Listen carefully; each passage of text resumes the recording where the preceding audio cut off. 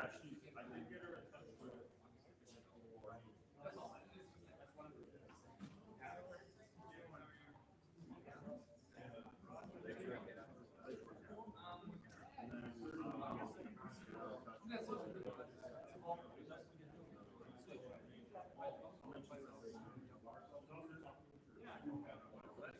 These are all short-term fixes.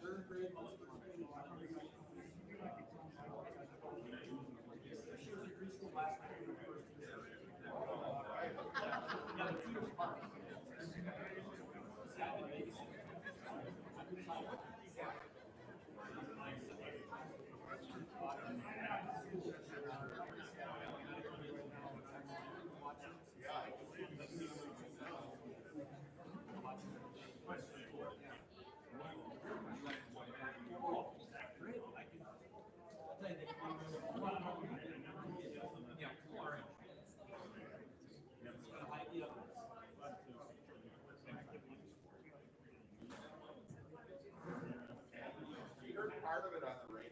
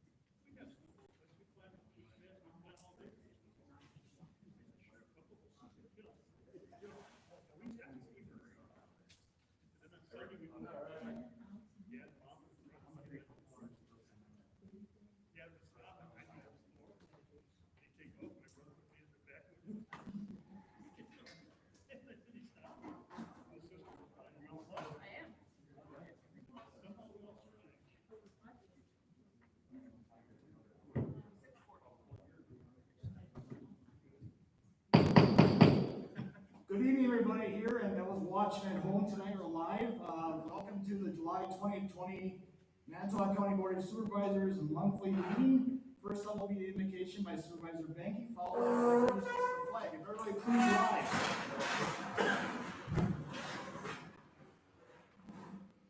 Dear Heavenly Father, we come before you this evening in great humility and respect. We want to take this opportunity to thank you for all the things you do and provide for us every day. Help us to put aside all the negativity and anger we have been subjected to in recent days. Help us to find peace and understanding rather than bitterness. Help us to be thankful for all the good things in our world and not dwell on the bad things around us. Help us this evening to work together in all things we consider on our agenda this evening. We pray for our federal and state leaders as well. Help them all find wisdom from you, Almighty Father. Bless our military, policemen and women, and our emergency fire EMTs and first responders. We thank you for all of them that serve us all every day. We ask all these things in your precious name. Amen. Amen. I pledge allegiance to the flag of the United States of America and to the republic for which it stands, one nation, under God, indivisible, with liberty and justice for all.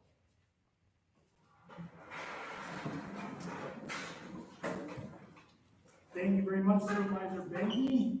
Roll call is going around. There's 23 members present this evening. Supervisors Niles and Dizak are excused, so we do have a quorum. Next up will be consideration and correction of our minutes from our June 16, 2020 County Board meeting. So motion by Supervisor Baumann, second by Supervisor Hendrickson to approve. Any discussion on the motion? See none, all in favor of the motion say aye. Aye. Opposed, motion carried, and the minutes are approved. Additions or deletions to the agenda? Linda, do you have anything? I guess the only thing that I guess I'll ask we're gonna remove is the proclamation proclaiming June Dairy Month. Unfortunately, they couldn't make it tonight as well. And it is July, but we definitely will send a proclamation to them. And I will leave it on the agenda for former Supervisor Al Geimer, who passed away last month. But we have a proclamation. I asked the family members to come tonight. They could not, but we'll read the proclamation anyway. So, somebody like to make a motion to approve the agenda as amended. Motion by Supervisor Giroux, second by Supervisor Engelbrecht. Discussion on the motion? See none, all in favor of the motion say aye. Aye. Opposed, motion carried, and the agenda is approved as amended. Thank you very much. We'll jump right into reports of the county supervisors, officers, and department directors. First up is the proclamation from myself and the county board and from County Executive Bob Zigabor. Commemorating the life and service of Alan F. Geimer. I'll read it quickly. Whereas Alan F. Geimer, being born on February 6, 1935, was a graduate of the Wisconsin Teacher College, served in the United States Navy as an ensign, naval aviator, senior evaluator, and a commanding officer, received a master's in business administration at Northwestern University, held many different positions throughout his lifetime, and he passed away on June 13, 2020. And whereas Alan F. Geimer was active in county government during his 4 terms on the county board, he served on the Airport Advisory Committee, Board of Health, Chairperson's Advisory Committee, Community Action Program, Finance Committee, Highway Committee. And whereas Alan F. Geimer was active in the community belonging to many civic and veteran organizations in Two Rivers, such as the Knights of Columbus, Two Rivers City Council, VFW, Civilian Air Patrol, and the River Rats. He was a dedicated member of the St. Peter and Fisherman Catholic Church. And whereas Alan F. Geimer was a husband, father, grandfather, and great-grandfather who was most enthusiastic about living his values and helping his community succeed. He had a saying for almost everything and continuously encapsulated his values and knowledge into pearls of wisdom to share with all. And whereas Alan F. Geimer was a strong leader who served the citizens of Manitowoc County in many capacities and contributed countless hours to improve the quality of life for all. Now therefore we, Bob Zigabor, County Executive, and Jim Bryant, Manitowoc County Board Chair, along with the Manitowoc County Board of Supervisors, hereby commemorate the life and service of Alan F. Geimer and express our condolences to the Geimer family. I'll make sure his Ty or son or someone in the family will get that proclamation. I know some of us here on the county board still have served with and Supervisor Geimer. My first term on the county board, if there's anybody left from that term as well, I don't think, Supervisor Peggy came on maybe a year after that first term, but I was diagnosed, I had diverticulitis, so I was laid up for a couple of months, but Al would stop by and he'd give me some information, he had some games for me, it was very nice of him to participate like that, so certainly was a good man and certainly we'll miss him, so we'll get that proclamation to his family. All right, next up will be Comptroller Todd Reckler and External Auditor's Report on the 2019 Comprehensive Annual Financial Report and the 2019 audit. Ryan, Todd, the podium is yours. There's the mic there, just turn on, and I think there's like about a 5-second delay, and it should be all right then.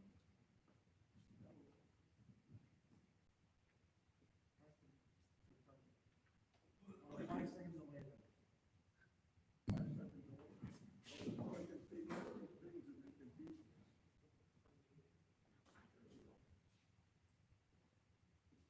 That's it. There we go. It's a good thing I'm good at it. It's my pleasure again, that time of year again, to introduce our external auditors from CLA. Brian Brunwald is here tonight. He was here a little bit earlier for the Finance Committee meeting. He gave them an update on what they found and what they see.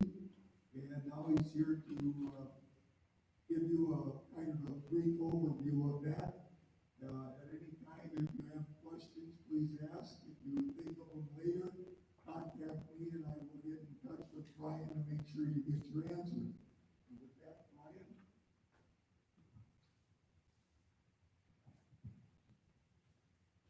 Sounds good. Well, thank you for having me here this evening. And before I get started, I do want to thank Todd and JJ, the rest of the staff of the county, for their cooperation and assistance throughout the audit process. Certainly went very well from my perspective. And again, happy to be here. In terms of the audit documents, I believe you each should have two items. The first being the management communication letter. It's the smaller of the two documents. That does include a letter that is information that we are required to communicate as part of every audit process. Fairly standardized, the language and the content is fairly consistent with what you've seen in the past. I would say nothing unusual, certainly no red flags, no issues or concerns with regards to that. There also is some summary financial information included in there. I'm not going to walk through that. I did spend some time with the Finance Committee going through that. But if you do have a chance, I would suggest that you read through that. Then the main document, the larger of the two documents, is the comprehensive annual financial report. That does include our audit opinion. That opinion is considered to be an unmodified opinion. Essentially means that I believe that the information included in that report is complete and accurate in accordance with professional standards. That's exactly what you should hope or expect to see.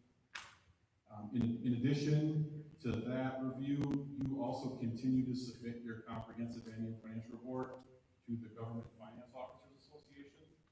So we just want to remind you that in addition to our review, you also have the Certificate of Achievement for Excellence in Financial Reporting. That's on page 6, if you care to look at that. But certainly a nice award. It's actually the 28th year in a row that you've received that award. So certainly congratulations on that, and certainly a very impressive streak. Then I guess I just want to move into a few of the financial highlights. Financially, when we step back and work with counties and you think of the size of the county, the number of activities and programs that you have, the number of funds that you have, it's pretty common for some funds not to perform as well on an annual basis. What's ironic is and certainly noteworthy, is you step back and look at 2019 for Manitowoc County, you had a lot of positives, certainly strong performance in several of your funds. To walk you through that, the general fund, your fund balance increased $505,000, so certainly a strong year for your general fund, increasing the reserves that you have there. The Human Service Fund, increased $864,000, so certainly another strong year there. And then I also step back and look at several of your internal service funds, your self-insurance funds for health, for workers' comp, for dental. Each of those funds experienced increases in their reserves. Health went up $287,000, workers' comp $297, dental $73. So when you step back and you go through that, again, certainly increases across the board, certainly very positive from my perspective. And then the last item there that I just wanted to touch on was your debt. So in addition to your reserves and your fund balance, when we step back and talk about financial condition, I think it's also important to look at your long-term debt, to give you a little bit more of a long-term perspective. In terms of the regulations within the state, there's a statutory debt limitation. It's based on the equalized value within the county. The statutory debt limit for the county is $286 million. Now, I would never recommend that you get anywhere close to that, and counties don't get close to that. I don't want to imply that. But from an overall perspective, your actual outstanding debt is at about $28 million.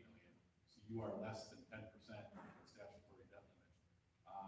Throughout the last several years, you've been in that 7, 8, 9, 10% range. So certainly as your equalized value fluctuates, that ratio can fluctuate. But from a debt perspective, my point with that, and the message of that, is your overall debt is certainly low, very, very, very manageable. Again, so I guess if I just tie that back financially, certainly a lot of positives when you string together the fund balance and the debt position. Does anyone have any questions or anything specifically that you'd like me to talk about further? Okay, I guess that's all I was going to walk through. If anyone does have any questions, please feel free to reach out. All right, thank you very much. Any questions? All right, good, thank you very much. Have a safe trip home.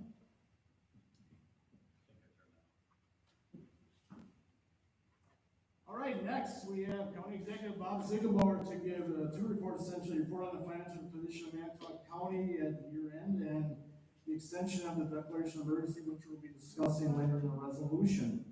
Bob, the podium is yours.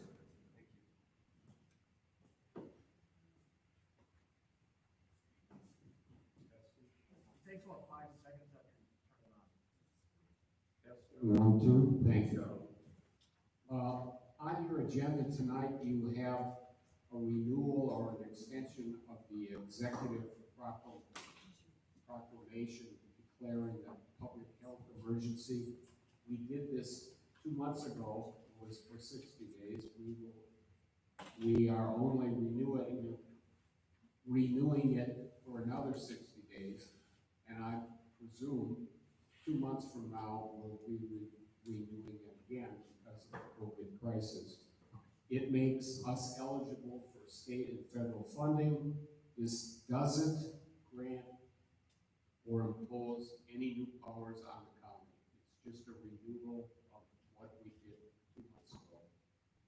Our emergency government director, Travis Walk, is our official spokesman for information on the COVID-19 crisis, and our Department of Health director, Mary Hollida, is Manitowoc County's public health officer, and you'll hear from them in a couple of minutes. We passed in May a deferral of property tax resolution that required the local municipalities, the towns, villages, and cities to also pass a resolution to defer the taxes from July 31st to October 1st. All but one of the 30 municipalities in Manitowoc County have passed the resolution. So 29 of 30 municipalities passed the resolution, and we will extend the property tax payments for those people till October 1st. I think it's a great extra deal that will help many people through this crisis, and I appreciate the state legislature giving us the opportunity to do that, and I think it will be fine from the county's perspective, and the county treasurer is collecting the taxes mostly. The city of Manitowoc is also collecting taxes, but if people who are confused or want to double check, call the county treasurer or my office, and we'll get you the information. Looking back to 2019, the auditor presented his report, and I excerpted about 5 pages of that in my handout. Basically, it's a strong financial report for 2019. We had low unemployment, and we did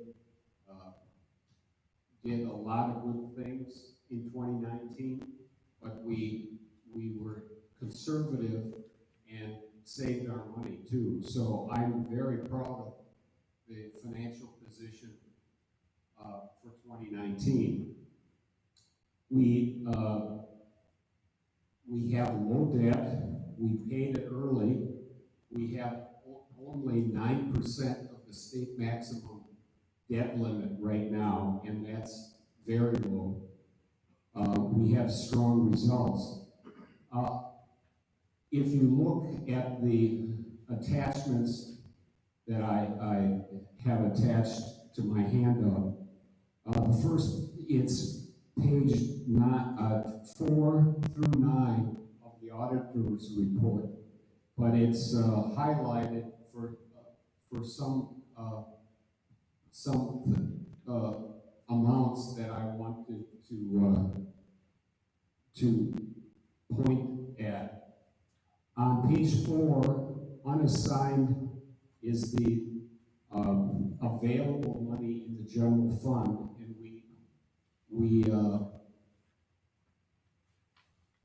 we had almost $400,000 in increase in that.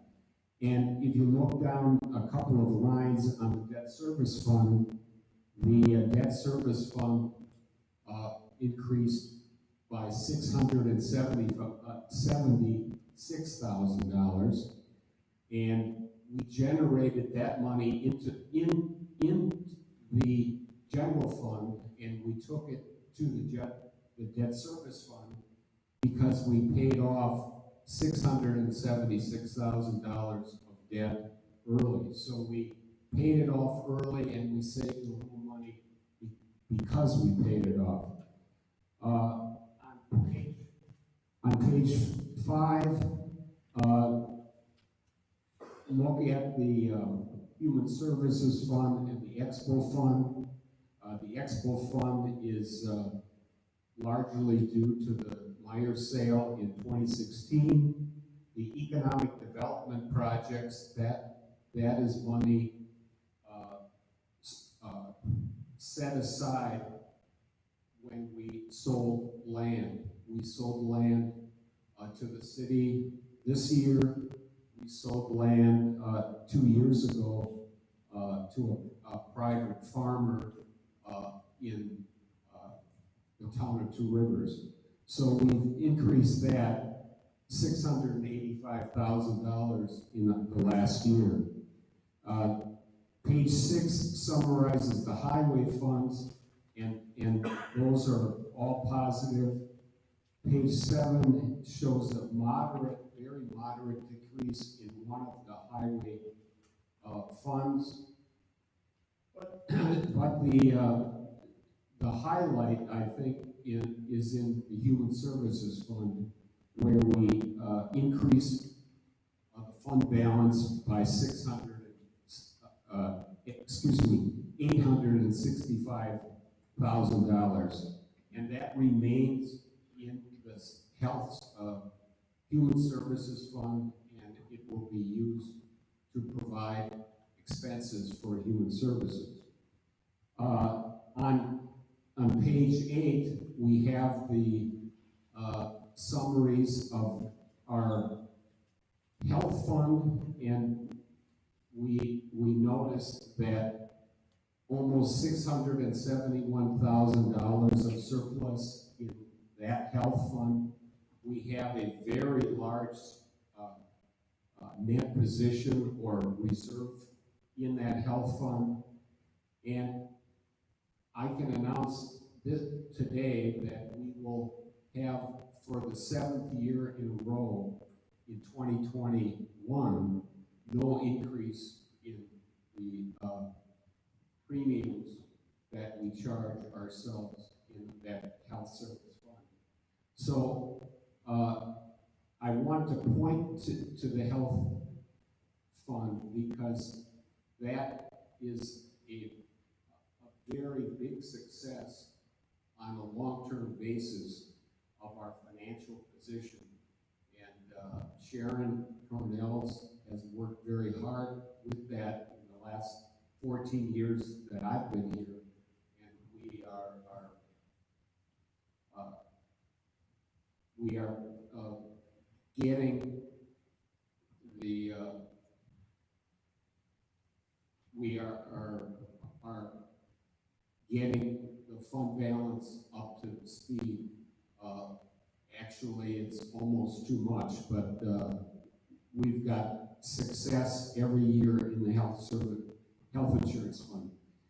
The self-insurance fund for workers' compensation and dental shows increases in the fund balance, and that's reflective of a strong financial position.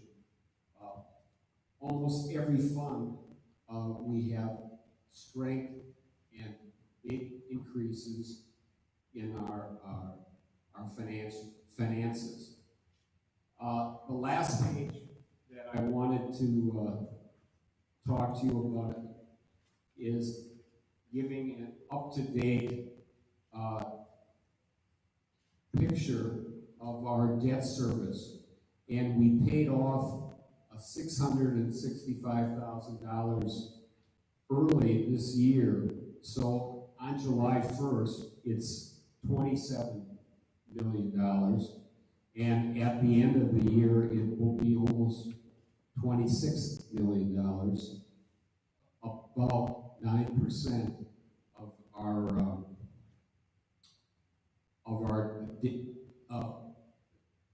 9% of our debt maximum limit. So we got very strong results in that situation too.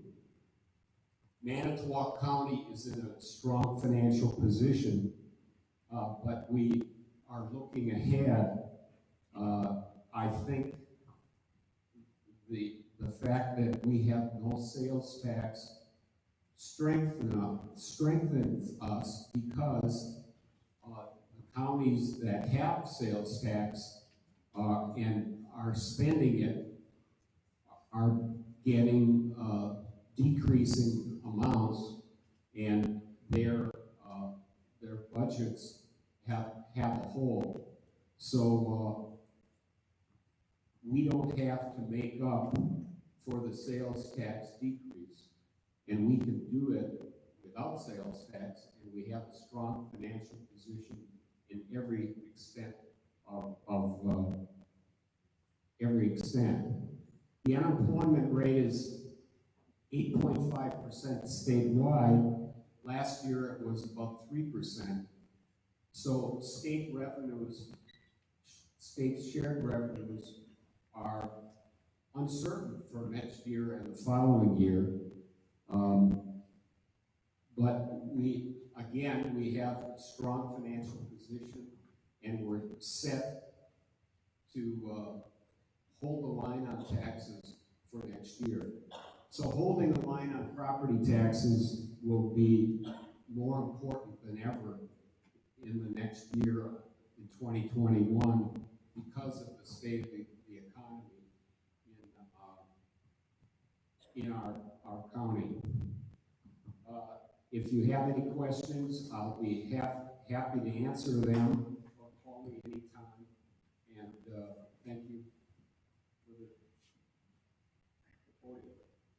Thank you very much, Bob. Do any of the supervisors have any questions for Bob at this time? Supervisor Hagan. I can speak up, it's okay. Right now, we're running at 9%. How does that compare to most counties in Wisconsin? Well, the auditor gave I missed you, that. on page 8, the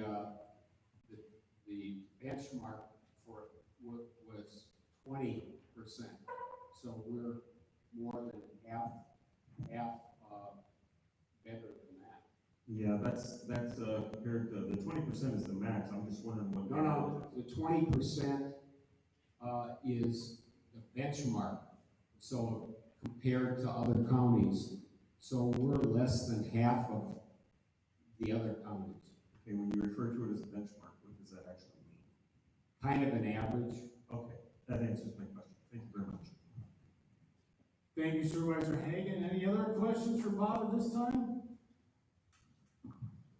All right, thank you very much, Bob, once again. Thank you. Next up, we have Emergency Management Director Travis Walk and Health Department Director Mary Holla to give a report on COVID-19 pandemic in Manitowoc County year to date. Welcome, Mary and Travis. The podium is yours as well.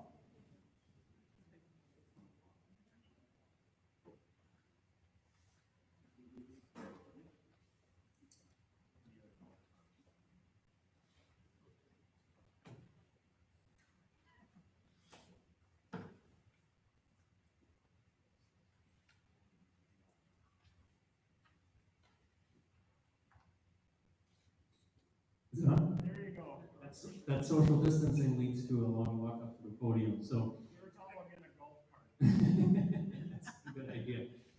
So I'm Travis Walk, Director of Emergency Services. For you who don't know, the Emergency Services Office is kind of a dual role department. We cover the Joint Dispatch Center as well as the Office of Emergency Management. And Mary Holla is the Manitowoc County Health Officer. So we have handed out, everyone should have a one-pager. There's a front and a back that has some basic facts, just some of the where we're at, some of the key things that we've done. And then on the back side, you'll see a chart that shows the percentage of positive cases throughout the duration of the pandemic since the beginning. And we'll touch on that a little bit. And so Mary and I will just kind of pass the mic back and forth. She's going to cover a couple sections that are more relevant to what the health department's been doing, and I'll cover the sections that are a little bit more relevant to the emergency management portion. And then I believe we'll open it up for questions after that. So first of all, on the top of the sheet, you'll see case data as of today. So we stand at 209 positive cases. We added a couple more cases today. And it's been a number that fluctuates. Some days we see as high as 13, and other days recently it's been just 3 or 4 cases. So that's pretty typical to see those variations. Right now we stand at 139 active cases. 69 have recovered, which is a definition our health department set of basically a benchmark 30 days since somebody tested positive. If they're doing good, they can be considered recovered at that point. 1 fatality, sadly, and then 8,527 negative tests. So when we look at our numbers, we saw an initial increase that was fairly gradual. About mid-June, we started to see our rate of increase quite a bit. We're not looking at like exponential growth, but we are definitely seeing more cases each day than what we did in April or March or even the first part of May. Really the reason for that, and Mary can touch on this more perhaps if you have questions, but people are socializing, right? It's summer and they're getting together, having parties and gatherings for this and that, and of course that brings with it more direct contact. What you really break that down though is that the percent of positive has increased. So that's the chart with the yellow line on the back. So early on, we saw our percent of positive go up to almost 3.5% at the max, which relatively speaking was still very good compared to other parts of the state. It then started to come down when a lot of the social controls were put into place. That percent of positive went down all the way to about 1%, which was excellent. And now, since, like I said, about mid-June, we've seen that percent of positive starting to fairly consistently rise back up, and we sit at about 2.4% today. So the reason we look at that percent of positive versus just the straight up case numbers is because if you look just at straight up case numbers, that could be influenced by more testing. So we get that question a lot, are we just seeing this increase now because we're doing more testing? The answer is no. Our testing rate has been fairly consistent, averaging about 110 tests or so per day since about mid-May. And that number hasn't changed. That number has been very consistent. And so we are, with that percent of positive increase, we're seeing actually additional cases being spread. Just a couple more comments on the cases. Really frequently asked questions, maybe we get asked a lot, are there duplicate test results on those reports that we put out every day? So the answer is no. So some people get tested multiple times. They might get tested a few times to confirm that they no longer have an infection. So some people could have multiple positives or multiple negatives attributed to them, and those are filtered out. So what you're seeing there is unduplicated test results, basically. So if I get tested, I test positive 3 times, 3 doesn't show up on the report, just 1 shows up for me. And then the other question we get asked a lot is about, are those truly lab confirmed positives, or are they throwing in presumed positives, or if somebody has the flu and we think it might be COVID, we throw them in the positive column? No, those are lab confirmed positive COVID tests only that show up in positive column. So what happens when somebody tests positive? Mary, we'll turn it over to you for that portion. First of all, can you hear me? I owe Travis a great deal of gratitude for being the public information officer. He's put in a tough position every day, responding to media calls, individual calls, and emails that we get. And he's been awesome resource for the health department to be able to take on that role and really saving us a lot of time to just focus on responding to the actual event. Thank you, Travis. And really, truly, our overall goal in this whole response is to make sure that we have the staff and the capacity at the health department to respond to the disease investigations and the contact tracing follow-up that needs to be done in a timely manner so we can control the spread. And the other important thing that we're making sure that we're trying to do is to protect the hospitals from being overloaded from patients in the intensive care unit as well as in the rest of the hospital beds. Making sure they have enough PPE, ventilators, all that kind of stuff that you're hearing on the media. So we are tracking that, of course, and looking at those back-end data every day. So that was kind of our overall goal, and we're doing really good, as Travis said, with the numbers. The hospitals have been awesome partners in this whole event and situation, and we've been communicating with them on a regular basis as well. So as Travis said, I'm going to get to focusing on just providing you with some contact tracing and some testing information, because I think there's a lot of misinformation out there. So initially, when you go to the doctor to get a test, and of course that testing process has evolved over time, but if you are symptomatic right now, you should be able to get a test in our county. And those tests are processed at various labs throughout the state. So we have over 50 labs in the state. Some of the providers in our county do have the ability to process in-house, and that's limited. So then some of their tests out, and then they keep some of them in-house to process on their own. So as those tests are processed, a provider gets the results back, and we also get an electronic report of those tests. So we have to process every single test, and as Travis said, if somebody has 3 tests, it doesn't show up on this report that we process 3 tests for 1 person. So we've actually processed way more tests than the numbers actually show. We do have to process the negative tests as well as the positive tests. There's a lot more work, of course, with the positives than the negatives, but we still do have to do some work on the negatives to get those in our system and to get processed and to get counted at the state level. So as we look at those positive tests and we get those reports, to get in contact with positive individuals within 24 hours. So that's kind of a state recommendation, and we have been meeting that goal, so that's a good thing. and again, that's a kind of the capacity or the health department.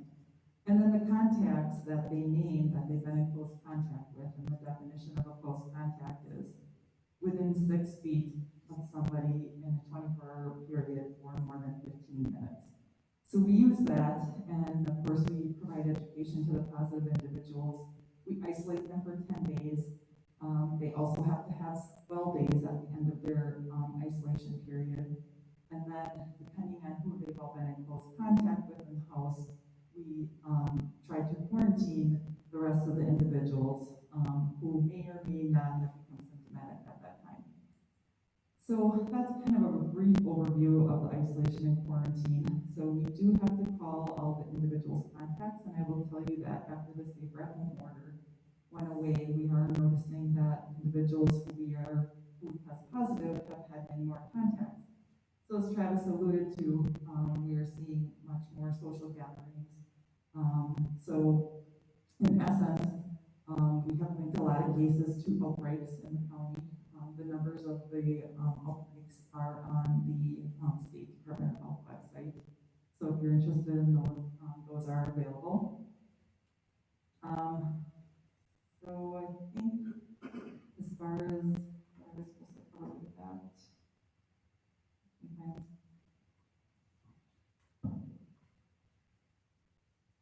So throughout this, while the health department's been focusing on contact tracing, and I'll also add answering a whole lot of questions from businesses and schools and community members, that's another huge aspect of what they've been doing. And truly, hats off to Mary and her team. They're putting in a tremendous amount of time to get that done, 7 days a week, really. One of the other things that my department in emergency management's been focusing on since the beginning was addressing the limitations in personal protective equipment. So very, very early on in this pandemic, all N95 respirators, isolation gowns, latex, or I shouldn't say latex gloves, nitrile gloves, anything that was related to the personal protective equipment just flew off the shelves. The normal vendors we ordered from called right away, no, we are out. And Mary and I even tried to sneak in some orders right at the beginning. The orders were accepted, and then a week later we got the, sorry, we don't have what you ordered, emails back. And, we were early. That was in January that we tried to put those orders in, and still they were out. So we took stock of what we had. Fortunately, Manitowoc County had been prudent in emergency management years ago to acquire some masks and protective equipment through the hazmat team. So we had a little bit to get us started. And then we started interfacing with local businesses who could produce some of that equipment for us. So Dalco, for example, produced a bunch of face shields for us, which was awesome because those were hard to get in the early days. And then we started to get that equipment in through the state, who was getting it through FEMA and the federal government. So basically, we became the clearinghouse for hospitals, paramedic ambulances, long-term care facilities, anyone who needed that equipment for emergency critical functions couldn't get it. They came to us and they got it through us. So we pushed out over 8,000 pieces of PPE, whether that be a box of gloves or a box of masks or whatever the case may be. So we pushed a lot of equipment out through our office. That's transitioning now because supplies have kind of caught up. So a lot of the supplies are available again through purchase, through normal vendors. You can even purchase masks and some of that stuff again in the store, the regular store. So we're slowing down, pushing it out now, and we're still getting a trickle in from the state, and we're using that basically to build up our inventories in case we would see a dramatic spike like they're seeing in the south right now. We want to be ahead of the game, ahead of the 8 ball for anything that might happen this fall. So that's kind of the situation on the protective equipment. We're in a really good spot, much better spot. We have more stuff now than what we did at the beginning of the pandemic, and that's perfect in case the second wave is severe. The other thing I wanted to touch on before I'll hand it over to Mary again is hospital capacity. So we have, well, bi-weekly now, but We started in the beginning multiple times a week having conference calls with our hospitals, our paramedic providers, law enforcement, checking in on capabilities. So we had our finger really tight on the pulse of what the needs were. We've throttled back now. We're just having those calls every other week because our hospitals are in really good shape for now. So that's a very good thing. We did put some numbers in. When we look at hospital capacity, hospitalization numbers, really the most important number is not how many people are in our two hospitals here in Manitowoc, but it's how many people in our hospitals regionally. Because our hospitals work together very, very closely in what's called a healthcare emergency readiness coalition or response coalition. Can't remember what the acronym stands for, but they share resources. If one hospital needs something, another hospital gets it. And they can jockey patients and do all that kind of stuff. And let's face it, a lot of people in Manitowoc County, when they go to a hospital, they're not necessarily going to one of our two hospitals. They can be going to hospitals in Green Bay, they can be going to hospitals in Sheboygan or the Fox Valley. So we look regionally at those numbers, and those numbers are publicly available. There's two links on the bottom on that handout. One's the Wisconsin Hospital Association, one's just the state DHS website, and they publish those numbers. But really right now in the 10 Northeast Wisconsin hospitals, and that's our readiness coalition group, as of 1 this afternoon, they have 34 COVID patients with 13 of those in ICU. That number is still pretty low. We've got 50 immediately available ICU beds in Northeast Wisconsin and 298 ICU beds in the state. So it's well below what would be considered a crisis, but we always kind of caution with hospital capability that it's a lagging indicator. So you normally don't test positive for COVID and then end up in the ICU the next day. It tends to be, where you have it for a while, you get sicker, you end up checking into the hospital, you continue to get sick, you end up in the ICU. So we're always trying to think a couple weeks in advance because the actions, of course, that we take now and the spikes in cases we see now can result in increased hospitalization in a couple weeks. So it's kind of important to say we need to take those mitigating steps now because we don't quite know what the future will hold. So I'll turn it over to Mary to talk about some of the mitigating steps. Thanks again, Travis. So as Travis has alluded to a couple of times, the actions that we do today will be in our numbers in a couple of weeks, so 2 to 3 week lag time. It happens with the hospitals, it happens with our numbers. If you look at when the safer at home order went away and then look at the numbers that started increasing, again, he knows a lot more social gatherings, a lot more family events, and those kinds of things.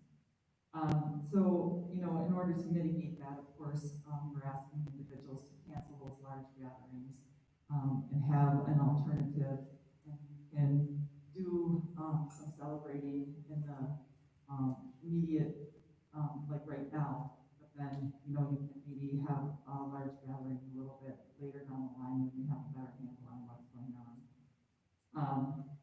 Obviously, the encouraging of masks has popular. Some of the different counties have actually written orders, and what I would recommend is right now is for everybody when they do go in public is to wear a mask. And we have gotten a lot of different reports from the CDC. One of the recent reports that we got was there was 2 individuals that worked in a salon, so they were hairstylists. Essentially, 2 of them were positive for COVID. Everybody was masking, including the patrons, and out of the 139 patrons they had, none of them ended up with COVID. And that was about Missouri. So I think in the future we're going to see a lot more recommendations for masking because we're seeing more and more that it is effective. Looking at, of course, social distancing, that's obviously very important as well. Encouraging the hand washing, frequently decontaminating surfaces. We're not only seeing that in our workplace businesses, were recommending, what do we need to do? We had somebody here that, had COVID and looking for those decontamination, recommendations, so of course that's very important. And of course, the cough etiquette, just making sure that you cough into your elbow and wash your hands as often as possible, and those kind of things that we've been hearing every day. As far as any questions that you have, go ahead. Supervisor Jerome. I don't need that, I don't think I need that. I know, but I just like, so it's on, people can hear it at home too, or watching it later on video.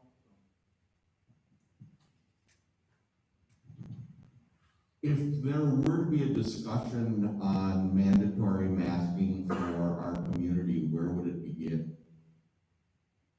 Essentially, I have the authority to actually write the order, and I believe Peter wants to respond to the authority of any of the board, addressing that as a countywide order.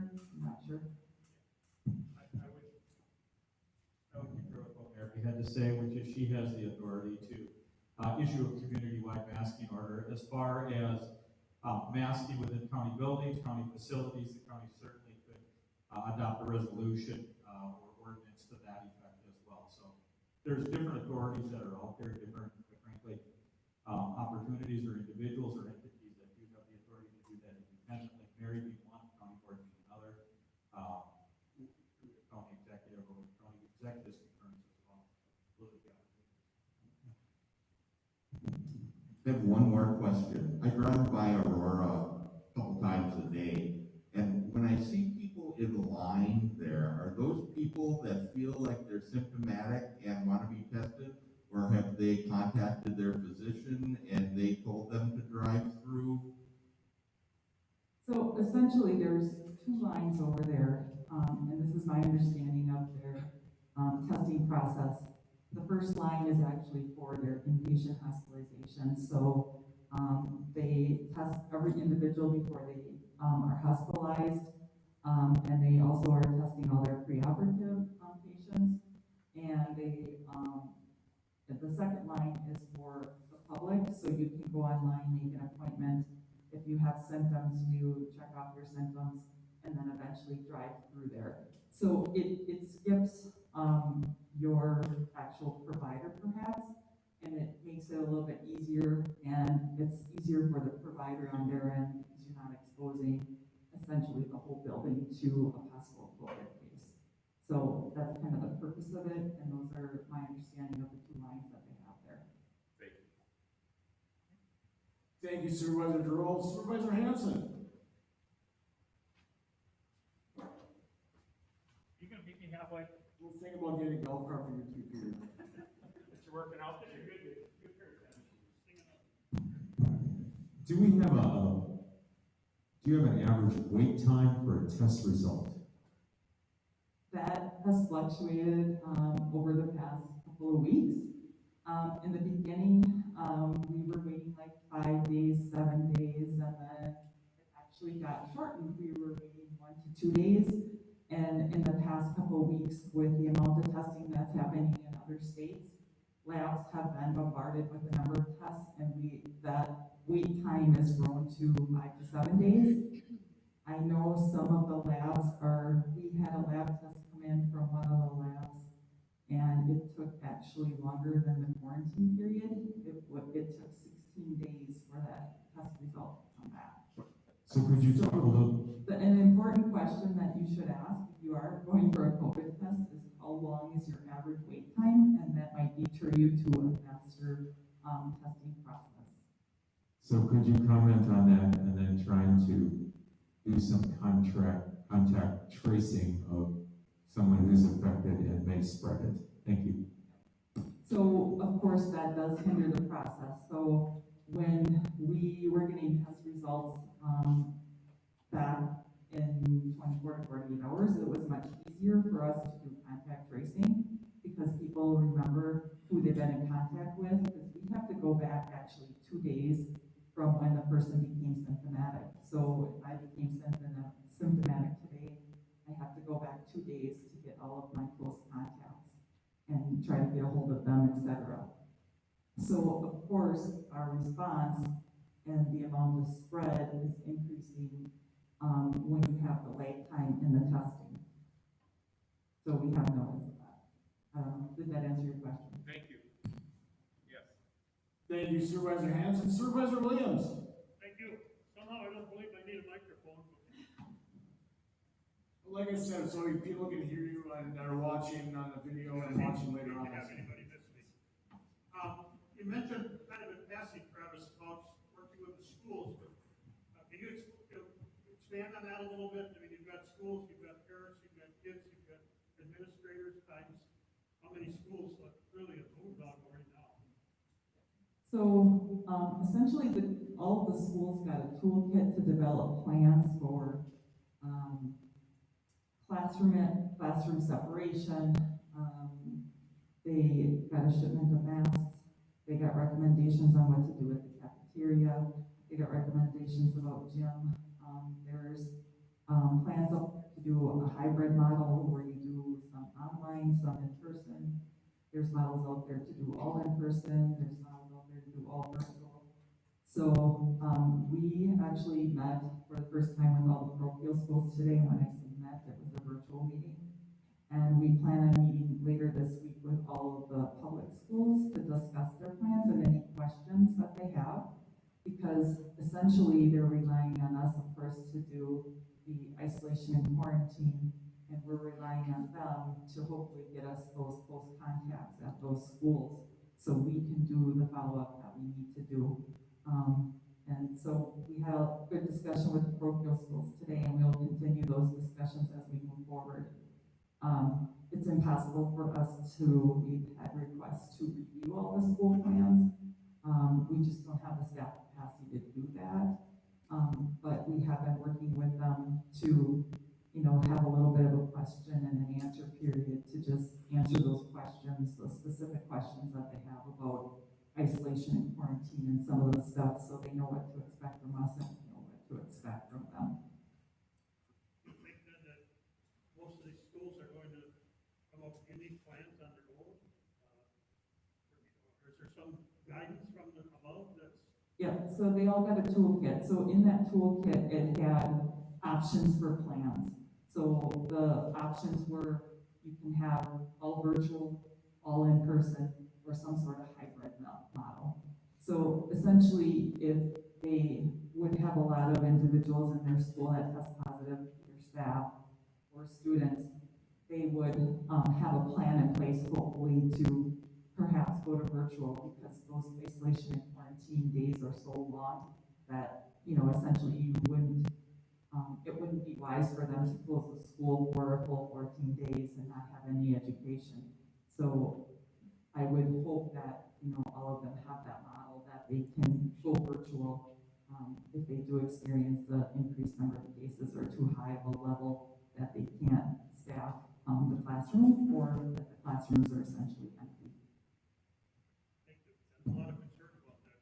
Yes, there is, and it is very concerning both for us, as contact tracers, as well as the school, and, of course, the number one priority for us is to keep those kids safe. Thank you, Supervisor Williams. Anybody else have any questions for Mary or Supervisor Ballman? I think that's you down there, right?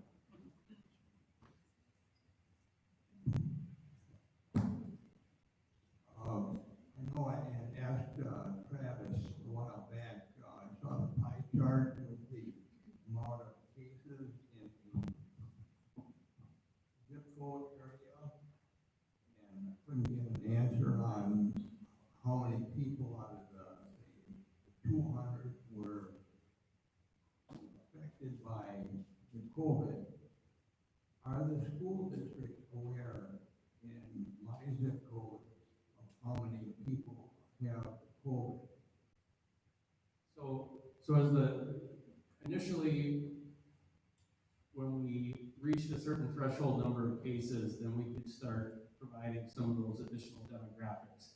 Zip codes, ages were the two that we added. As we increased to have a case in almost every zip code in the county, including Collins, as somebody pointed out to me, which is about 2 square miles. We realized that that chart was becoming a little bit dysfunctional. It wasn't particularly useful anymore because it was too busy. So about, I think it was 2-3 days ago, just this weekend, I think, we actually changed that to a table where you can see the zip code and the percent of cases in that zip code. So with a little bit of math, you can figure out how many cases are in each zip code here. And the other comment on the zip codes is we had a lot of questions, people who didn't necessarily realize that Greenleaf's zip code, for example, comes into Manitowoc County or Brilliant zip code. So it's cases in Manitowoc County in that zip code, even if that zip code covers a lot of other parts of another county. So does that answer your question now? So the percentage numbers are spelled out now. But are the school districts aware of the amount of cases in their school? So they can pull that information, that same chart that you all get in an email every day is posted onto the county website, so they can go check that as often as they want. And the data is separated by zip code and not by school district. It's very difficult. I mean, that obviously they overlap. So the schools have that, like Travis said, access to the data.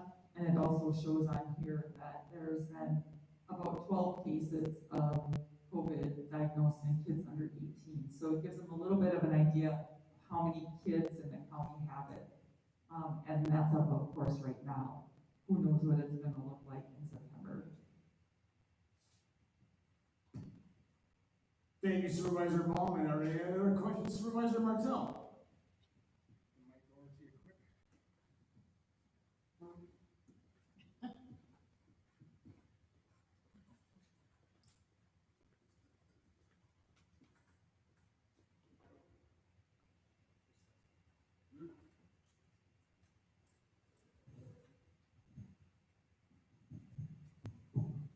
You stated that you would have the authority to issue an order mandating masks within the county.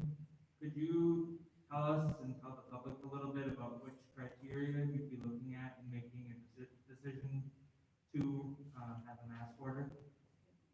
So essentially what Travis and I just covered, one thing would be the activity level. So you can go on the DHS website right now and it looks at, there's a burden and a trajectory number as well as an activity level. So right now our activity level is at high.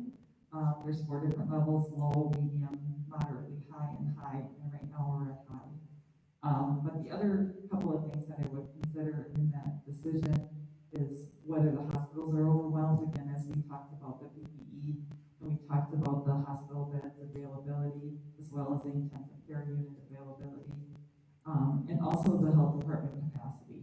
So looking at how we're able to immediately respond to those positive cases, as well as like doing the contact tracing, because really that's the thing that I think is having an impact on controlling the spread, as well as, again, meeting that overall goal of not overwhelming the hospitals. So those would be a lot of the considerations. I know it's a big, thick onion and there's a lot of layers to it, but those are the things that we're looking at. And again, with the hospital capacity, we're doing okay right now. Thank you. Thank you, Supervisor Martell. Do any other questions for Mary or Travis except Supervisor Metzger?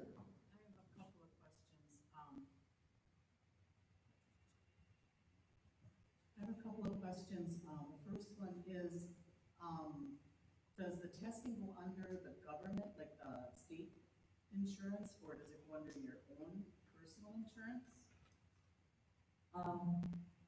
I am not sure about the insurance billing. Rita, 100%. I know that there was an act passed saying that nobody should have to pay for a COVID test. And there are community testing sites on the DHS website. We have 3 actually in our county. In order to be listed on that website, they have to actually provide testing. So if you go through some of them, they will collect your insurance information, but you shouldn't get a bill if you go through the community testing. it's available and it's free, but I think there is some insurance, billing that goes on those community testing sites as well. But the agreement is that they're listed, we would not bill the person to have, expenses put on that person. I just wanted to make sure that everybody was be covered, you know what I mean, not that some aren't getting tested because we're free. Yes. And the other You stuff. can respond to that. I think it is part of the federal act that they enacted to make sure that everybody is covered. I believe insurance companies have to cover 100%, but the testing site will try and recoup some costs from that insurance company. Okay, and then But the the other, uninsured would be covered in those community testing sites. So it is applicable to everybody. and then the other concerns I have is what about people like with, we have to wear the masks now going in a lot of stores. What about people with like asthma, heart problems, COPD, stuff like that? I know myself, I have a real hard time breathing with the mask on, where I almost feel like I'm gonna pass out. And, but yet we're required that we have to wear, is there something that we can wear or something that would be, you know, mine is just a cloth one and I have a hard time, really hard time breathing. I don't know if that's a corporation level, mandate, and it's not a county mandate. I know some of the mandates that have been written by the local governments do have those exclusion about basically if you can't medically wear a mask, that you don't have to, but what you could do is contact those each individual stores of where you wanna go and, because I'm not aware, I don't know, Travis, if you. I was just gonna say, one of the things I've been saying to people who ask that question is, you know, a lot of those stores that are requiring masks, have also really ramped up their order and pickup options. And, I think that's a great thing. I've been recommending that to people. I never did it before either. I started doing it back in March and frankly, I love it. I might never go back. So it's a good alternative option if you don't want to wear a mask. Because I did speak with my doctor and she said there's nothing that they can do. Okay, and then my other concern is, okay, fine, we have to wear the mask, but then what about all these bars that are open? I mean, I would drive past the work, it's completely packed. Nobody's self-distancing. Is that really fair for all of us to have? I mean, I agree that we should wear masks, don't get me wrong, but is it really fair to us that are wearing the masks and then when you see all the public that are standing right next to each other dancing and drinking and hugging and all this stuff, you know, at the bars? And I live close by, so I drive by because there's a lot of noise going down there and the cars are parked all the way to 8th Street. I mean, it's really packed. I believe the bars should be closed because I think that's where a lot of this is going on. And you're the ones of us that wear the masks are the innocent ones, and we're all being punished. I think when we look at those types of issues, we have to do what is best for the whole and including the economy. And I understand that you feel that it doesn't seem like it's fair, but when you're out in public, there's going to be a certain level of risk. And I think before you go, you have to just evaluate that level of risk. So I've missed graduations, confirmations, weddings. I don't choose to take that level of risk. So individuals who are going to the bars have chosen to take a higher level of risk in the weddings. So I know it doesn't seem fair, but those individuals are choosing to be there. But those individuals also are going into the grocery stores where everybody else goes. And then they have to mask do that, so keep that in mind.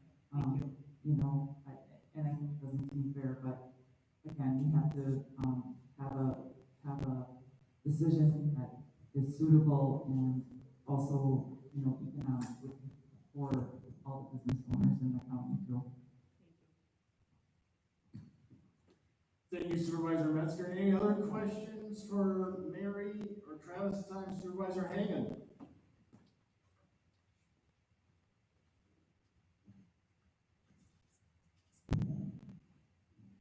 A lot of good information on this sheet.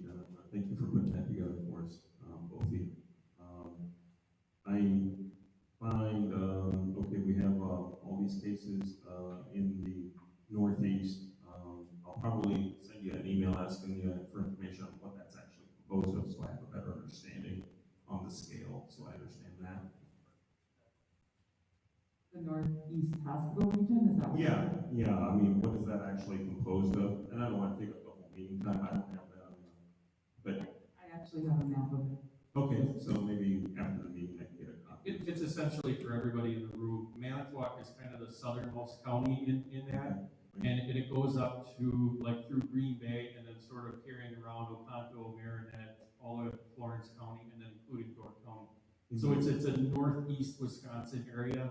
Probably the biggest metro hospital included in there would be the Green Bay Hospital. Is there a way you can email link that? Yeah. Okay, that would help. Absolutely. Okay, also, the other question, what is, and this may not be a question at the county level, but I don't know if you've been told anything on this, but what's the overall strategy for beating COVID on this?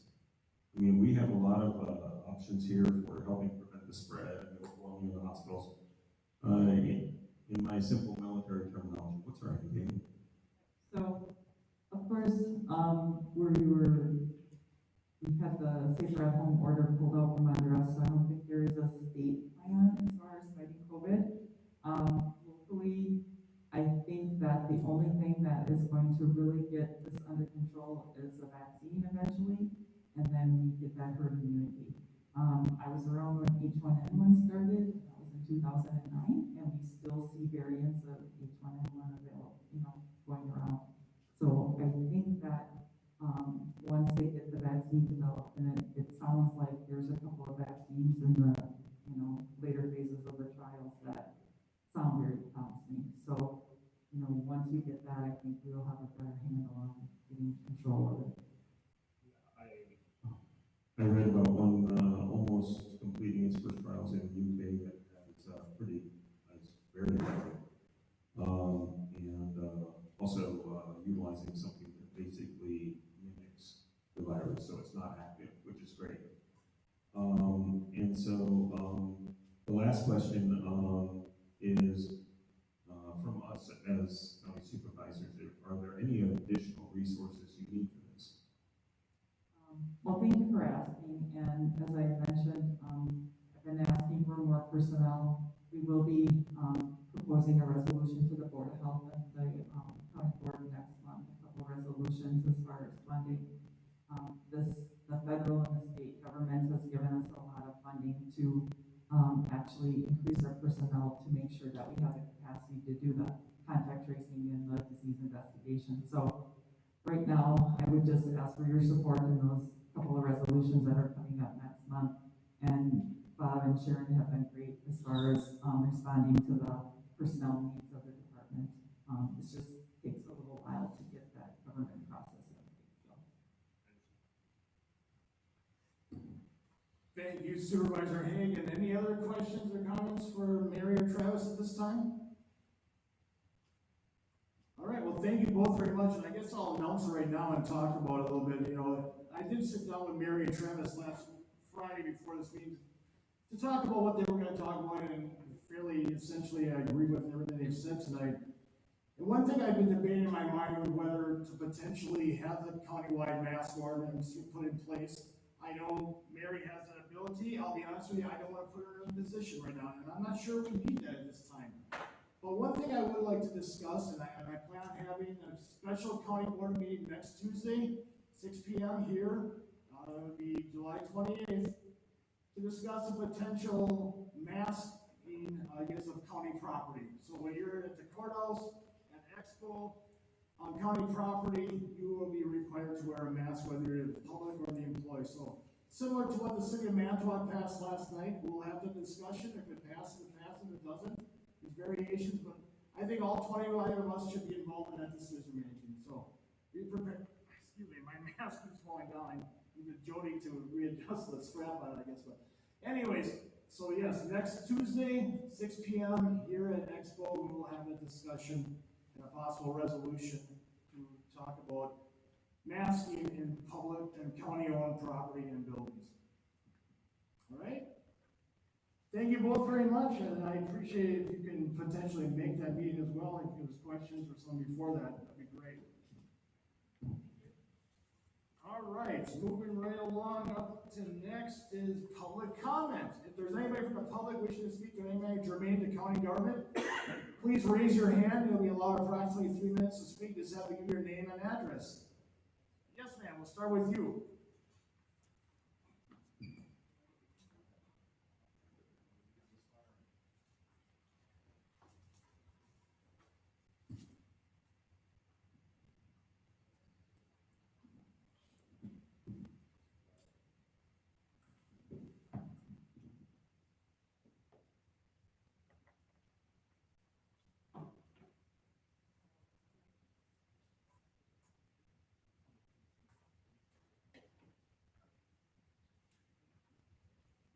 Hello?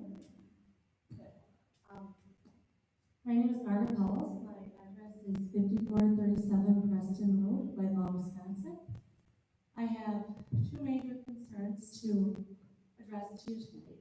And first, I would like to thank you all for being in this role and serving our county. I appreciate that. The first concern is Western Health Library is still not open to the public. Why? When I called today, I was told they are just sticking to curbside pickup. My family and I use that library for bathrooms, when using the playground, internet access, and a large selection of board books that cannot be put on hold. The county is providing $163,199 in the 2020 budget for this library, 20% of its operations. I would like the council to make a formal request to open the library. My second concern is on masks or face coverings. Masks are governed by OSHA when used in a business setting. They are regulated. These face coverings have no standards and should not be required, in my opinion, by any government in our country. It is not the role of government to make people healthy. We do not regulate food portions or do mandatory weigh-ins to curb obesity, which is a much bigger public health crisis. I do not want to live in a Big Brother type situation where businesses fear losing their licenses and getting fined for customers' personal health and religious decisions. As a female, seeing how other females are threatened and treated in other countries for not correctly covering their face, I do not ever want that to happen here. We can make our own decisions for ourselves and our families. Hand washing and social distancing should be promoted and are the preferred method for slowing the spread of COVID-19. A mask mandate will cause people to shop more online and in other counties without such mandates. Not all businesses are set up for online and curbside retail. Elderly people don't know how to do the online stuff. Shoplifting would be much easier, and life for people with hearing difficulties, such as my cousin, and business owners would be much harder. I don't want you to make me safer. I want to live life as the American my grandfather and others risked their very existence for me to live, with access to information from open libraries and control of how I breathe. Thank you for your time. Thank you very much for your comments. Is there anybody else from the public wishing to speak this evening? Anyone else? Seeing none, I'll declare public comment closed. We'll move on with the agenda. Communications are shown on the agenda. There is no unfinished business from last meeting. I'm trying to find the other portion of my agenda. All right, next will be appointments by the county executive. First to the Board of Adjustment to appoint 2 members to succeed Orville Bondi and James Knorr for a 3-year term expiring in July of 2023. And the recommendations are for Dave Crystal and James Knorr. So motion by Supervisor Wagner, second by Supervisor Engelbrecht. Discussion on the motion. Seeing none, all in favor of the motion say aye. Aye. Opposed? Motion carried. Joint Dispatch Board to appoint 1 member to succeed Teresa Becker for a 2-year term expiring in August of 2022, and the recommendations for Teresa Becker. Motion by Supervisor Nichols, second by Supervisor Aulick to approve. Any discussion? Seeing none, all in favor of the motion say aye. Aye. Opposed? Motion carried. Thank you very much on the appointments. Next up, committee reports with Starwood Aging and Disability Resource Center Board. Supervisor Wagner is the chair. Yes, if you could, why don't we, if we can do it at the podium, that'd be right. Peter's wiping the microphone as well, so we should be all right with that regarding that too, so, thank you. Yeah, we can rotate back and forth, it'll be fine.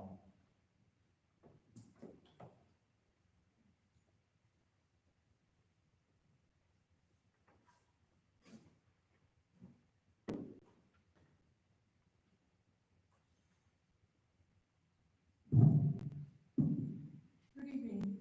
The ADRC will have a meeting next week, Tuesday, the fourth Monday or Tuesday of the month. Commission on Aging will be at 10 and ADRC will be at 10:45. This will be a video conference for the committee, and they can either call in or they could come into the video. Information will be mailed to the committee members and also emailed. In case somebody doesn't have email, they'll get it in the mail. I'm going to go on to the Land Conservation Committee. We had a meeting last week, Thursday.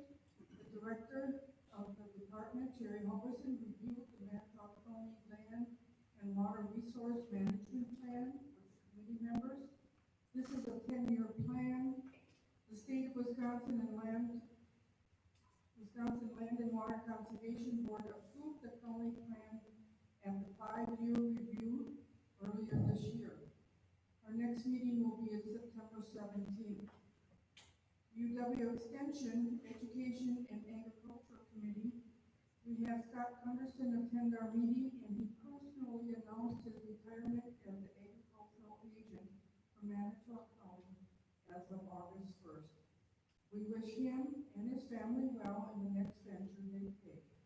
The next meeting for the UW Extension, Education and Ag will be August 20th at 4:45 at the County Office Complex.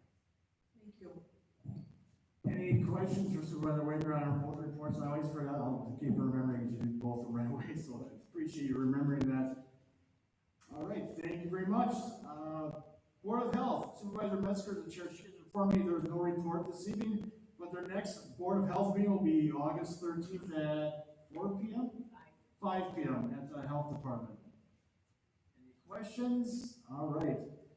Criminal Justice Coordinating Council, Supervisor Falkowski, no report, okay. Questions? Thank you. I have no report for the Executive Committee, XY Center Board, Supervisor Benke is our rep. No report. All right, thank you. Finance Committee, I know Supervisor Hanson has a report. He's coming.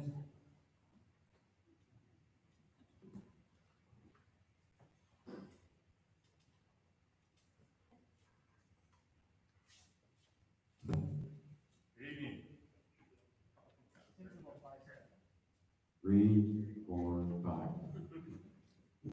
Good evening. Finance Committee met tonight before County Board. Probably aren't going to do that again because it's really noisy in here and it's hard to hear. But we did it tonight because of the audit that was presented to you earlier tonight, and then the executive spoke on the situation of the budget.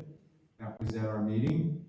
We gave credit cards to the Corp Counsel's office and Personnel office because they had been borrowing a credit card from another department to make their charges. So it's just easier if a department has a card and that bill comes, the bill is going to the Corp Counsel office or the other office. It's just easier. It is 2020, so credit cards have been around for a while. So we okayed those. Good news tonight, 7 properties were sold to, I guess I can say this, it's public knowledge, it was a public meeting, Top Builders, bought 7 lots out on North 8th Street in Manitowoc. So hopefully they'll start building and people will buy those and we'll get some more homes out there. The important thing about that is selling those 7 lots now paid for all the back money that we had to pay in taxes for that land. So that was a break-even point on those pieces of property. That's good news that those are gone. We have 2 items for you to consider tonight to vote on, and one is a resolution to deny a claim for a gentleman who said his injuries were caused by his arrest and putting in jail. and our insurance company denied that, and our sheriff's department did everything correctly, so we voted to deny that claim. So I so move on the first resolution of denying the claim. So a motion by Supervisor Hanson, second by Supervisor Williams to deny the claim for the resolution. Any discussion? Seeing none, I'll call for a vote. All those in favor of the motion say aye. Aye. Opposed? Motion passes 23-0 unanimously. Continue on. Thank you for your support on that. Resolution number 2 authorizes authorizes a grant application from the Wisconsin Election Commission election security sub-grant. We've already applied for this, but the way government moves, sometimes you have to approve it after the due date. So that's what we're doing tonight to show our support. This grant would help secure that process of our elections in the county if we could get the money. So we'd appreciate your support on this, and I so move with that resolution. So a motion by Supervisor Hanson, second by Supervisor Aulick to approve the resolution. Any discussion on the motion? See none, all those in favor of the motion say, oh, I'm sorry, Supervisor Hagan. I feel the vision's a little bit lacking in this room compared to the other our normal room, so. It's a little harder.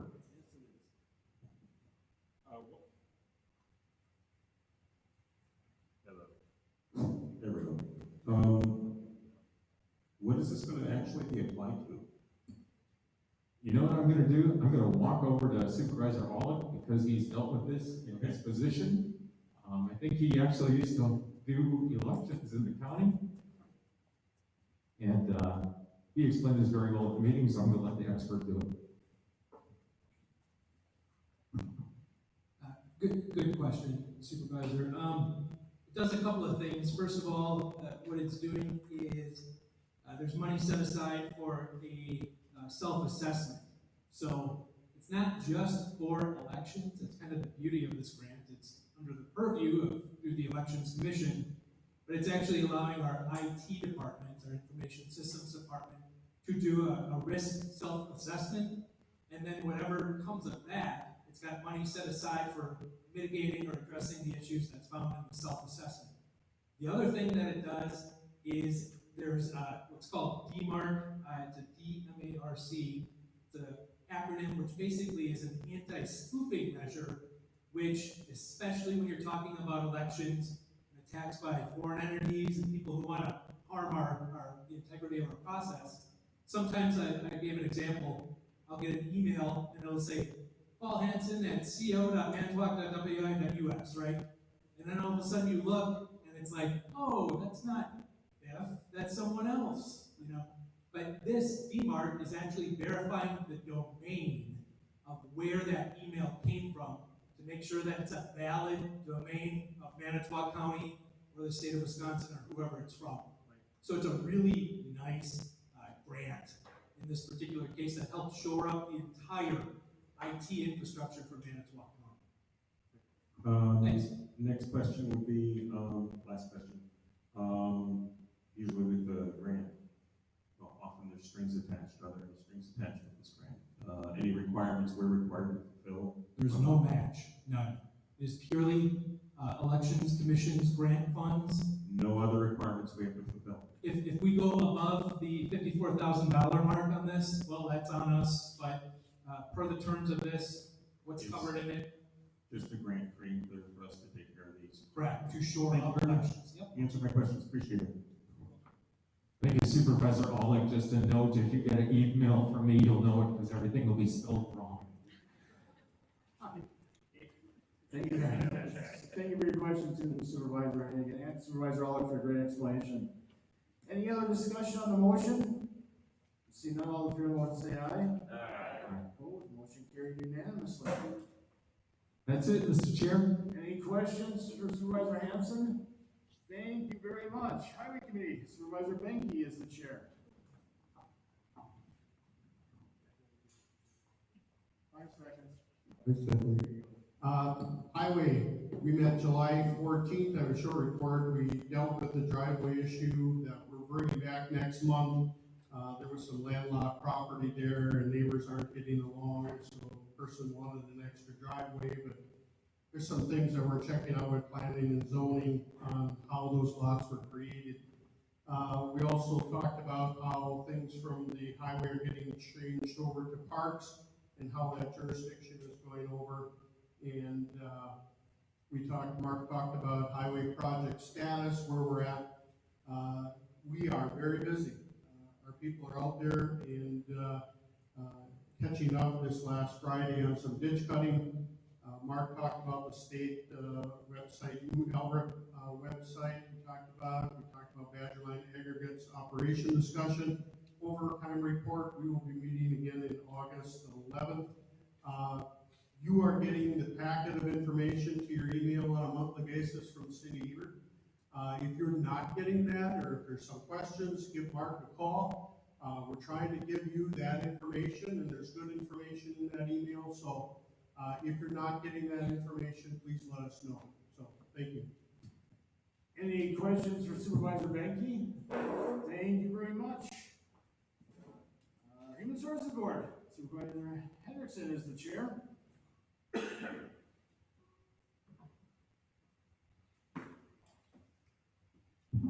Thank you, Mr. Chairman. The Human Services Board met on June 25th. And before I get into this, I have to make a public apology. I said Mr. Supervisor Ballman was our vice chair, but Supervisor Kavanaugh is our vice chair, so I want to get that out there. We had an education topic of human trafficking. And like most people, I didn't really understand what human trafficking was. But Teresa Weber gave a presentation on trafficking. She's the hub liaison in our area. There are 7 hubs across Wisconsin. The hubs were created to help different regions work together on training and placement. Even though you don't hear a lot about it, it's taking place in Manitowoc County.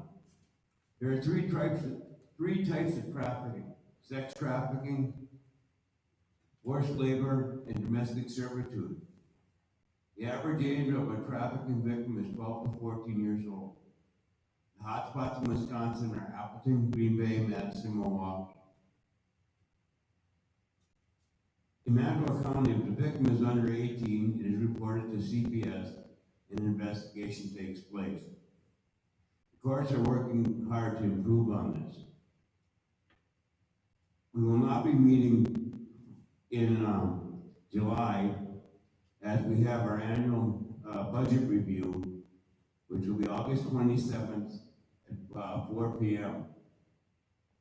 If anybody has any questions or comments on our new budget, please report to us at that time. After our budget meeting, we will convene into our regular meeting. That concludes my report, Mr. Chairman. Any questions for Supervisor Hendrickson? Thank you very much. Personnel Committee, Supervisor Marsh, she's saying no reports. Any questions? Thank you very much. Planning and Park Commission, the Vice Chair Supervisor Zimmer is going to give the reports this evening. Yeah, we're getting it down here, Supervisor Zimmer. Trying to clean them off in between.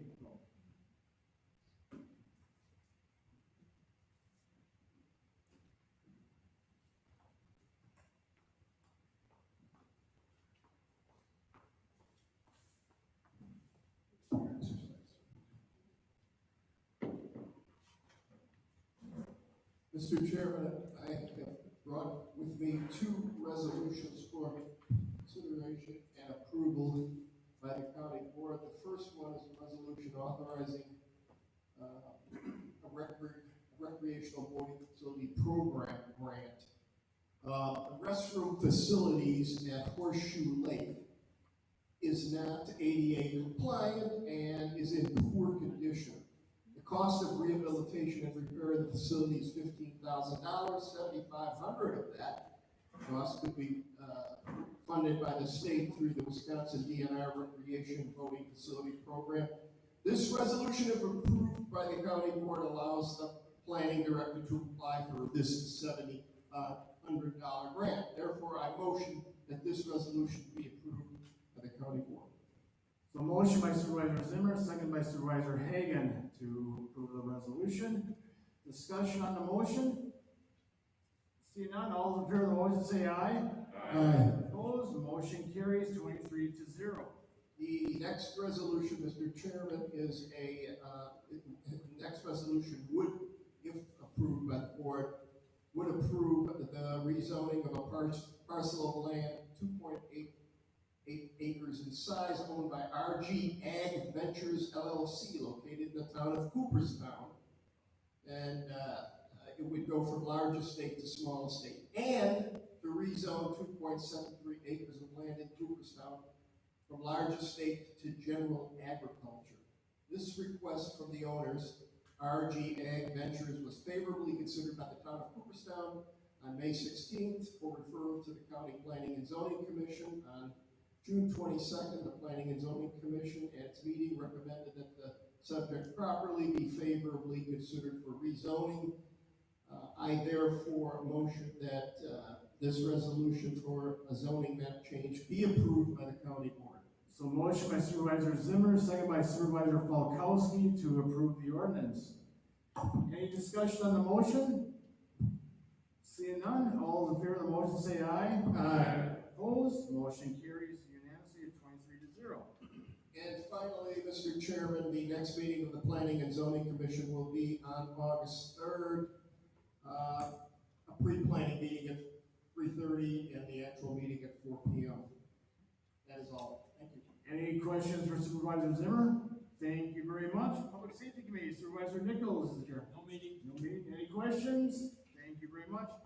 Public Works Committee, Supervisor Giroll is the chair.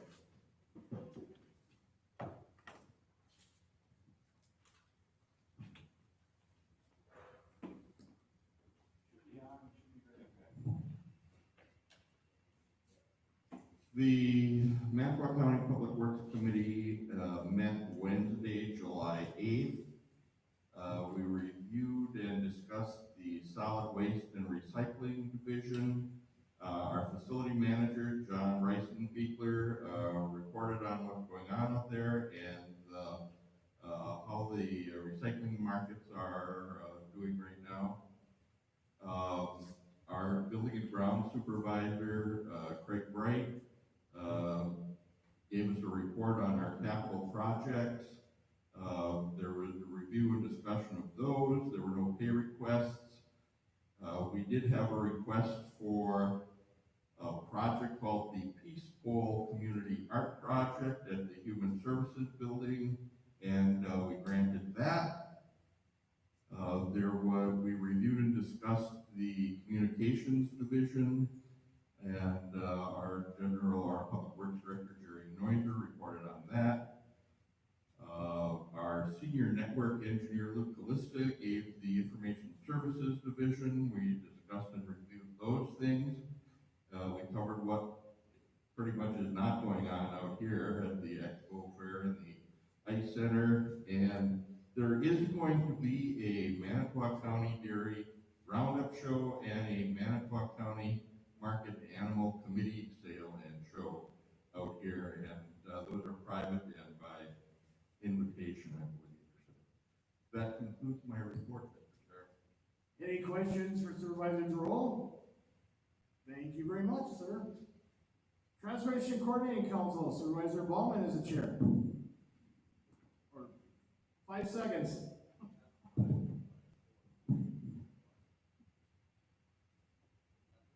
Turn on too. All right. There we go, perfect. Okay, Transportation Coordinating Committee minutes on June 24th at 11 a.m. New board members were welcome: Supervisor Hagan, Supervisor Schmalling, former Supervisor Tom Wolf, and Kim Nichols. The election of officers, I continue as the chairman. Supervisor Schmalling is our vice chair, and Shirley Fessler continues as the secretary. Applications are being made for the mobility manager funding. It's Linda Grider working on the metro station, and as well as a vehicle grant. We're looking at if we need any vehicles that will be applied for. The current bylaws are being reviewed by corporate counsel for any revisions. Our 2020 first quarter reports were reviewed and were similar to last year. And we still need volunteer drivers. If there's anybody out there that wants to drive, you don't have to do it every day, but if you want to contact the ADRC, they would greatly appreciate it. We are working on a 5-year plan that is due in October, updating the public transit and human services transportation. Director Lay updated us on the ADRC COVID functions, as the offices were closed but were available at phone or video. Home meals were delivered without any disruptions, and in order that the ADRC reopened June 1st. Kara Odom, Metro Transport Manager, updated functions during the opiate period. Lobby and the bus service were closed down. Bus services in lieu of my 75th birthday were resumed on 5/4 with limited service, and normal service resumed on 7/13, but the lobby remained closed. Next meeting is May 19 at 11 a.m. at the third building. Thank you. Any questions for Supervisor Ballman? Thank you very much. Under miscellaneous, next I have the resolution ratifying the county executive July 14, 2020 proclamation of continuing public health emergency. I'll make the motion to approve, second by Supervisor Hanson. Discussion on the motion? Supervisor Shimon.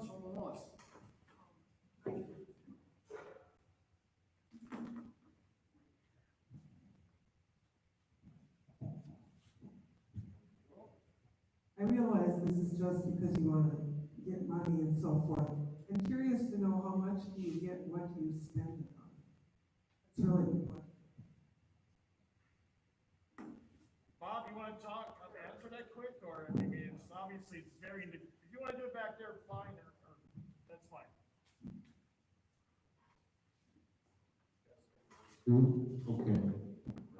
We get money, earmarked from the state through the federal government.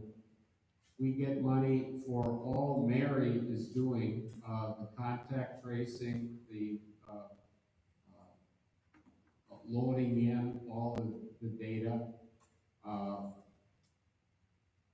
Travis gets money for personal protective equipment and other things that he talked to you about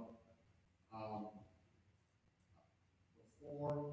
Basically, the state and federal government are paying almost all, but not 100% of the expenses which were not budgeted, which are due to the COVID-19 crisis. We have approximately $300,000 or so spent already, and we expect if it lasts a couple of months or maybe more, we probably will approach $500,000 or more. But that's when you pass this resolution, you're connecting with the state and federal government's emergency operations department. Is that an answer to your question? Thank you very much, Bob, and thank you very much, Supervisor Shimon-Wallace. Any other questions or discussion on the resolution? Seeing none, all in favor of the motion say aye. Aye. Opposed? Motion carries unanimously, 23-0. Thank you very much. Last but not least, we have Supervisor Banky, who's got two resolutions for town zoning. And before I forget, Supervisor Banky, if you could, after the meeting, come over and sign the resolution, great. Thank you very much. All right, Supervisor Ballman, I never would have thought you were over 65, so. Resolution number 6, approving Town of Newton zoning ordinance map amendment for Geraldine Barnes. I so move. Motion by Supervisor Benke, second by Supervisor Aulick. Discussion on the resolution? Seeing none, all in favor of the motion say aye. Aye. Opposed, motion carries 23-0. Resolution number 7, approving Town of Newton zoning ordinance map amendment for James Henry. I so move. So motion by Supervisor Benke, second by Supervisor Mink. Discussion on the motion? Seeing none, all in favor of the motion say aye. Aye. Opposed, motion carried, and that is also approved. Thank you very much. Just remember, as I announced before, we'll have a special meeting next Tuesday, 6 p.m. here in Expo.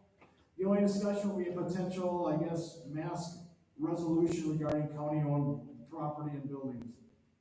With that, I'll accept the motion to adjourn. I'm sorry, what? What time? 6 p.m. We'll meet a half hour earlier. We'll come in a little earlier, since it might be the one item. So motion to adjourn. Motion by Supervisor Giroux, second by Supervisor Sikowitz. All in favor say aye. Aye. Opposed? We are adjourned. Thank you very much, everybody. Have a safe trip home.